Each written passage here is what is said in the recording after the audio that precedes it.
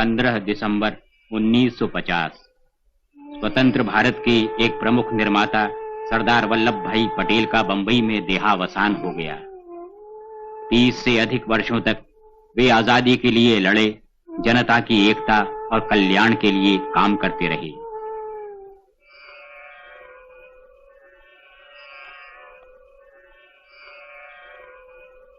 कुछ जन्मजात नेता हुए हैं, कुछ संयोग से और कुछ धन और भाग्य के जोर पर, मगर वल्लभ भाई पटेल अपने गुणों से नेता बने। उनका जीवन लगन, संकल्प, साहस, अनुशासन और परिश्रम का साकार रूप था।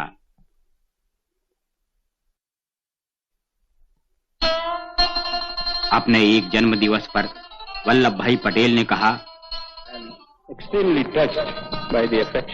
आपके स्नेह ने मेरे दिल को छू लिया है। मैंने शायद कुछ कड़वी बातें कही होंगी, मगर उन्हें दवा की कड़वी खुराक समझिए।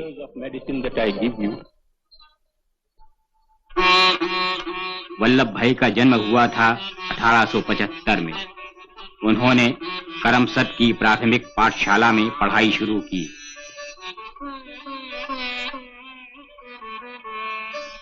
नडियाद में पढ़ाई समाप्त करने के बाद उन्होंने अपना भविष्य बनाने के लिए कठोर परिश्रम किया।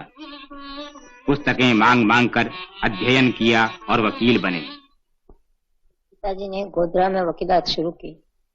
2 साल उनकी सुपुत्री मणिबेन ने कहा, पिताजी ने पूरी तैयारी भिलाई जाने की बैरिस्टर होने के लिए। ताऊ जी ने कहा कि पहले मुझे जाने दीजिए, बाद में मैं जा नहीं सकूंगा। पिताजी मान गए और उनका वहां का सारा खर्चा का बोझ आपने उठा लिया। कोर्ट में एक केस चला रहे थे जिसमें फांसी की सजा होने का संभव था। तब माता के देहांत का तार आया। जब वे हत्या के एक मामले में पैरवी कर रहे थे, तब उन्हें अपनी पत्नी के देहांत का तार मिला। वे तार को जेब में रखकर पैरवी करते रहे। उन्होंने कहा कि एक की जिंदगी तो गई, दूसरे की तो बचा लें, और उनका मुवक्किल साहब बच गया। जब उनके भाई इंग्लैंड से लौटे तो वल्लभ भाई के जाने की बारी आई। वे लंदन गए। तब दक्षिण अफ्रीका में श्री मोहनदास करमचंद गांधी इस उधेड़ बुन में थे कि मानव अस्तित्व का नैतिक आधार क्या होना चाहिए। वल्लभ भाई 1913 में भारत लौटे और अहमदाबाद में उन्होंने वकालत शुरू की। तब भारतीय नेताओं की सरगर्मियों से उनका कोई वास्ता न था।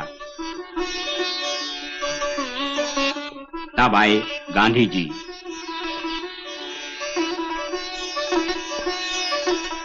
उन्नीस 1915 में गांधी जी ने गुजरात क्लब में भाषण दिया।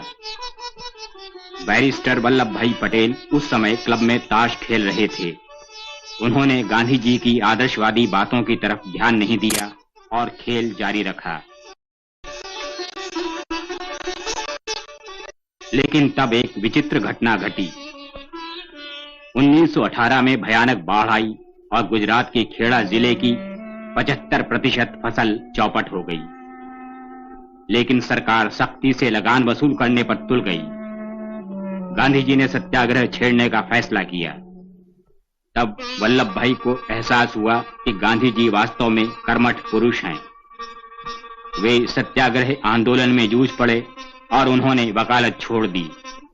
गांधी जी ने कहा था, अगर वल्लभ भाई साथ न देते तो सत्याग्रह सफल न होता। 1919 में ब्रिटेन ने बदनाम रॉलेट एक्ट जारी किया। इसके अंतर्गत किसी को भी गिरफ्तार करके मुकदमा चलाया जा सकता था। गांधी जी ने इस काले कानून का विरोध करने की आवाज उठाई।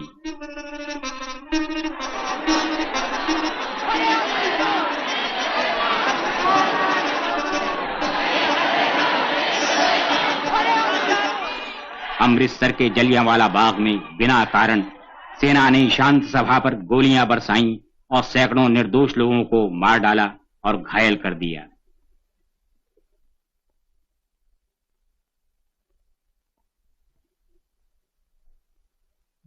अब आजादी के आंदोलन ने जोर पकड़ा।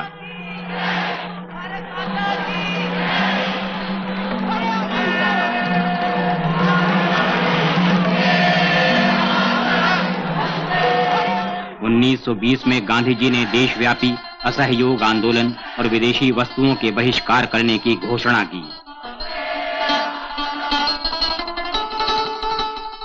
चरखा आजादी की लड़ाई का प्रतीक बन गया।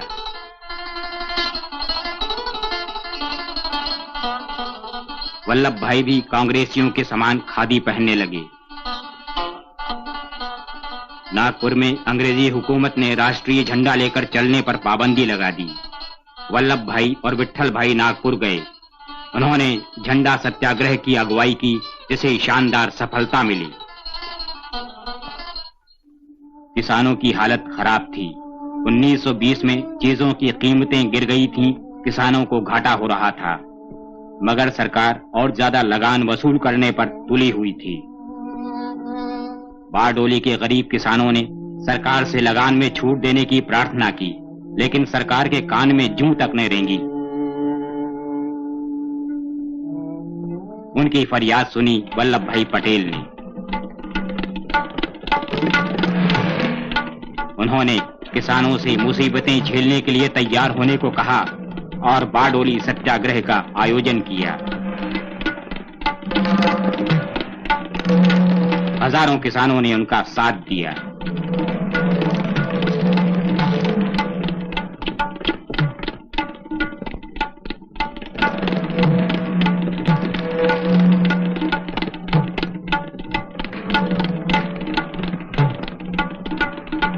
बहुत से लोग जेल गए।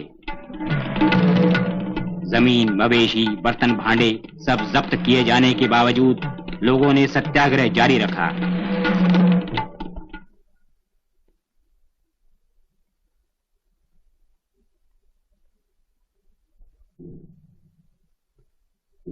अब डुग्गी पीटकर सरकारी अफसरों के आने की चेतावनी दी जाती, कोई बाहर नहीं निकलता, दरवाजे बंद कर लिए जाते।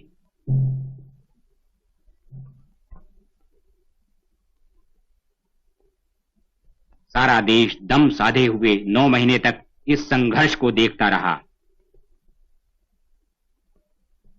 श्री के.एम. मुंशी ने कहा, Great experience for me. सरदार ने बड़ी हिम्मत से बारडोली के 80,000 किसानों को अपने साथ लेकर सत्याग्रह चलाया। मेरे लिए यह एक महान घटना थी।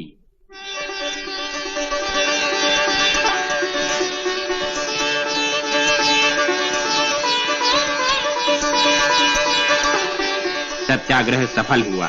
सरकार पुरानी दर पर लगान वसूली के लिए तैयार हो गई। उसने जांच का आदेश दिया। बारडोली सत्याग्रह के बाद वे सरदार कहलाने लगे। उन्होंने देश भर का दौरा किया, किसानों की सेवा का बीड़ा उठाया।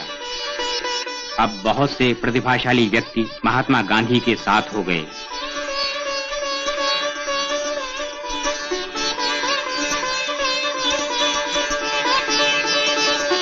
उन्नीस 1928 में साइमन कमीशन भारत आया संवैधानिक परिवर्तन की सिफारिश करने, मगर इस कमीशन में एक भी हिंदुस्तानी मेंबर न था।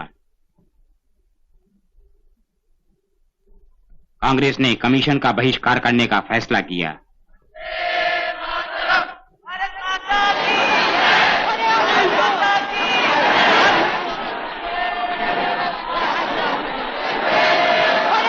एक शांतिपूर्ण जुलूस में पंजाब केसरी लाला लाजपत राय को बेरहमी से पीटा गया। बाद में गहरे जख्मों ने उनकी जान ले ली। सारे देश में दुख और क्रोध की लहर दौड़ गई। आजादी की इच्छा और बलवती हो उठी। लाहौर में 1930 के कांग्रेस अधिवेशन में लोगों ने पूर्ण स्वराज्य हासिल करने के लिए संघर्ष जारी रखने का संकल्प किया।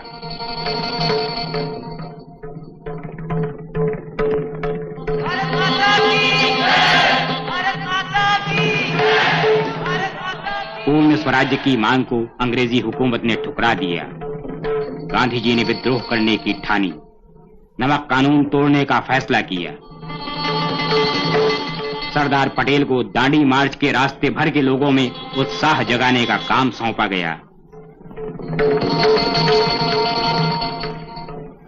उन्हें रास में गिरफ्तार करके साबरमती जेल में ठूंस दिया गया। इसलिए वे गांधी जी की दांडी यात्रा में शरीक न हो सके।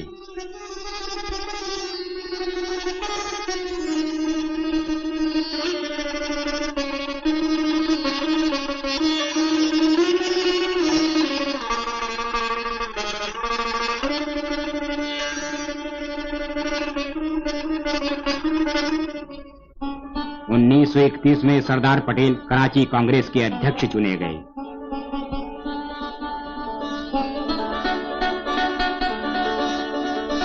उसी वर्ष गांधी जी गोलमेज सम्मेलन में शरीक होने लंदन गए। सम्मेलन सफल नहीं हुआ। इधर स्वदेश में किसानों पर ज्यादा अत्याचार होने लगा।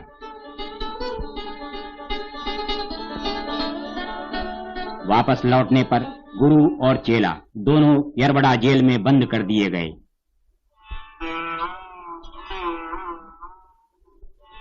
जब जेल में उन्हें पता चला कि सरकार बारडोली आश्रम को बेच रही है, तो वल्लभ भाई ने हंसी हंसी में कहा, ठीक ही तो है, हमने भी तो उनकी जेलों पर कब्जा कर लिया है।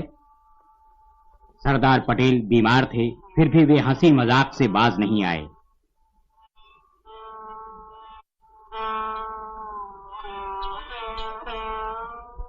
नजरबंदी के दौरान उनकी माता और बड़े भाई विट्ठल भाई पटेल का देहांत हो गया। 1936 में कांग्रेस ने प्रांतीय विधानमंडल के चुनाव लड़ने का फैसला किया। सरदार पटेल उम्मीदवार चुनने वाली उप समिति के अध्यक्ष बने। 10 प्रांतों में कांग्रेस की सरकार बनी। ये कांग्रेस की लोकप्रियता का प्रमाण था। जब ब्रिटेन और जर्मनी के बीच युद्ध छिड़ा, तो वायसराय ने ऑर्डिनेंस जारी कर भारत को भी युद्ध में घसीट लिया। हमारे नेताओं से सलाह तक नहीं ली। कांग्रेस इस लड़ाई में अंग्रेजों की मदद करने को तैयार थी, बशर्ते लड़ाई समाप्त होते ही भारत को आजाद कर दिया जाए। मगर सेक्रेटरी ऑफ स्टेट का कहना था कि भारत पहले डोमिनियन स्टेटस के लायक तो बने। कांग्रेसी सरकार ने त्यागपत्र दे दिया और लोगों से कहा कि वे अंग्रेजों की लड़ाई में मदद न करें। 1942 में जब जापानी भारत की सीमा पर पहुंच गए, तब रूजवेल्ट ने चर्चिल को भारतीय समस्या का हल ढूंढने के लिए मजबूर किया। सर स्टेफर्ड क्रिप्स अंतरिम सरकार बनाने का प्रस्ताव लेकर आए और भविष्य में आजादी दिलाने का भरोसा दिलाया। कांग्रेस अंग्रेजों की चाल समझ गई। उसने प्रस्ताव को ठुकरा दिया।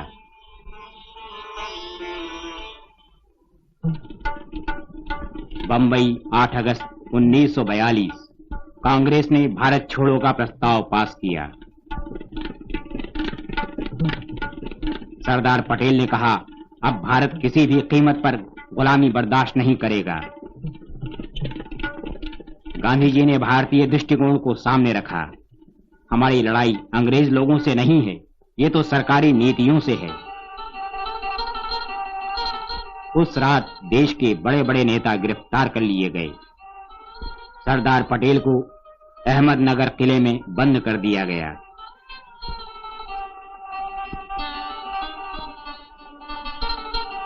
अंग्रेजी हुकूमत ने गांधी जी और दूसरे नेताओं को नजरबंद कर दिया, मगर वो उनकी आवाज को दबा नहीं सकी और सारे देश में भारत छोड़ो का नारा गूंज उठा।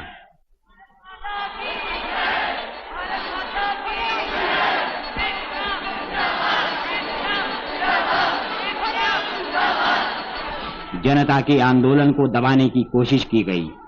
1000 से ज्यादा लोग गोली से भून दिए गए और 2000 से अधिक जख्मी हुए। 1 लाख से ज्यादा जेलों में ठूंसे गए। इतिहास में कहीं भी इतनी बड़ी जनक्रांति की मिसाल नहीं मिलती।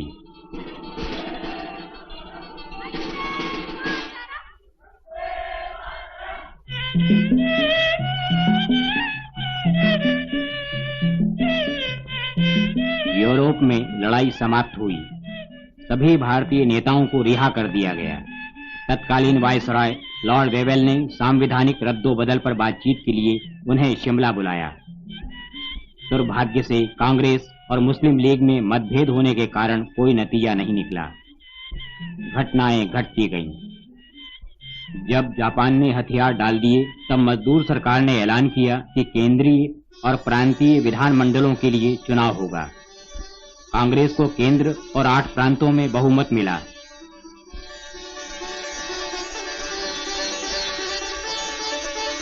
कैबिनेट मिशन आया। Lord Pethick Lawrence, sir Stafford Cripps और मिस्टर एवी अलेक्जेंडर सत्ता सौंपने के बारे में समझौता कराने आए। इस काम में सब राजनीतिक दलों का एकमत होना निहायत जरूरी था।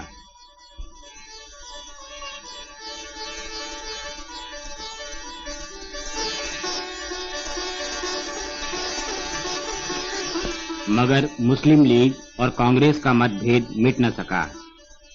इसलिए कैबिनेट मिशन ने समस्या का हल सुझाया। संविधान सभा स्थापित हुई। जवाहरलाल नेहरू की अगुवाई में अंतरिम सरकार बनी।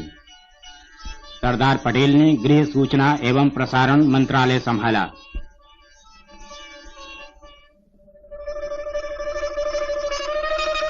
आखिर मुस्लिम लीग भी सरकार में शामिल हुई। लियाकत अली वित्त मंत्री बने, मगर मुस्लिम लीग पाकिस्तान बनाने पर अड़ी हुई थी। देश भर में दंगे हुए। देश का बंटवारा करना जरूरी हो गया। लॉर्ड माउंटबेटन नए वाइसराय बने। सभी पार्टियों ने निश्चय किया कि 15 अगस्त 1947 को दोनों आजाद डोमिनियनों को सत्ता सौंप दी जाए।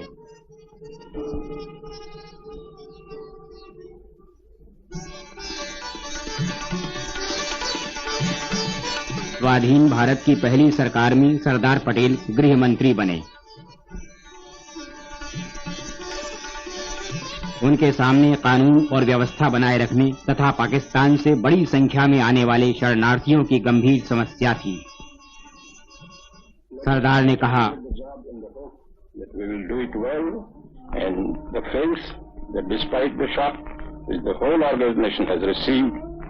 हम इस समस्या का सामना करेंगे और कामयाब होंगे।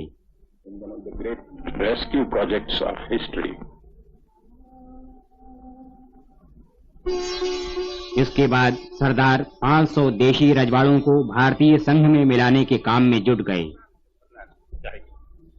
लेकिन ये छोटे छोटे जो वाड़े हैं उससे बहुत नुकसान होता है, और जिस चीज से मुल्क को फायदा नहीं होता है इस चीज से आकर हमको खुद को भी नुकसान होता है।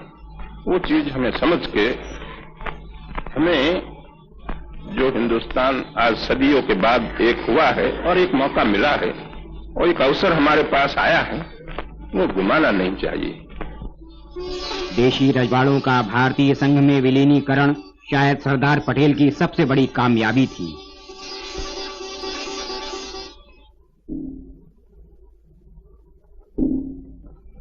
गांधी जी की हत्या से सारा देश अनाथ हो गया। सरदार को गहरा सदमा पहुंचा,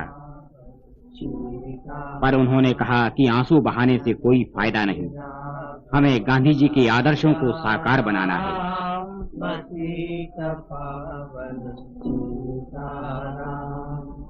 रघुपति राघव राजा राम, पतित पावन सीताराम। यद्यपि सरदार का स्वास्थ्य खराब था, फिर भी वे सारे देश का दौरा करते रहे। अपने आचरण से लोगों में लगन और अनुशासन की ज्योति जगाते रहे।